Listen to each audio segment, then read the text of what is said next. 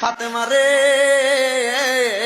ও ফাতেমা, আমি তোমার কাছে একটা খবর জানাইতে চাই। ও আব্বাজান, আপনি কি খবর জানাইবেন? আপনার কাছে জানতে চাই। মাইয়ারা তো বাবারে বেশি ভালোবাসে, ছেলেরা মারে বেশি ভালোবাসে। ফাতেমা চোখের পানি ছেড়ে কয়, বাবা, ও বাবা, আপনি কি বলবেন বলেন না রে আব্বা।